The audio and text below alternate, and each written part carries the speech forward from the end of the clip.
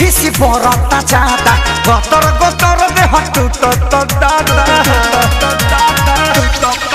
अरे चढ़ल पतीस खिसी बरता जाता गतर गतर देह टूटत दादा तो भइल बाटे लाल लाल बिना छुअले हमारी गाल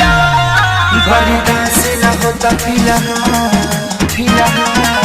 बरदास न होता फिलहाल चाही मरद तत्काल बरदास न होता फिलहाल चाही मरद तत्काल।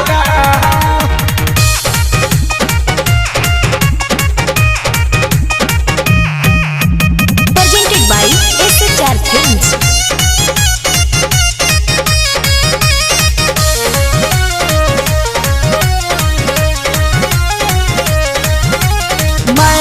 जैसन मथी के हमके रोज जिलेबी बनाई तलो चढ़ल जवानी के रस में डूबी हमरो के डूबाई तलो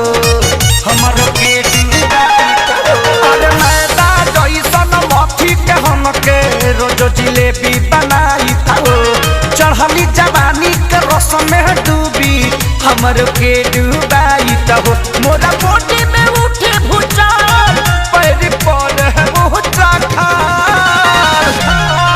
बरदास न होता फिलहाल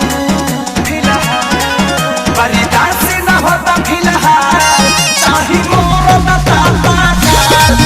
बरदास न होता फिलहाल चाही मरद तत्काल।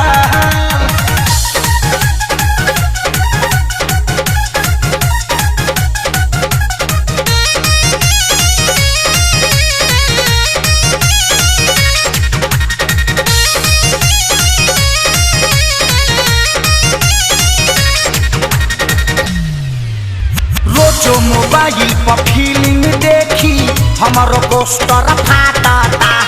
पवन के कही आई लव यू तो कहे दुमोरे झाटा रोजो मोबाइल पर फिल्म देखी हमारो पोस्टर फाटा पवन के कही आई लव यू तो कहे दुमोरी झाटा अपू शंकर सुन न सवाल के सारी चिकू गली नाता बरदास न होता फिलहाल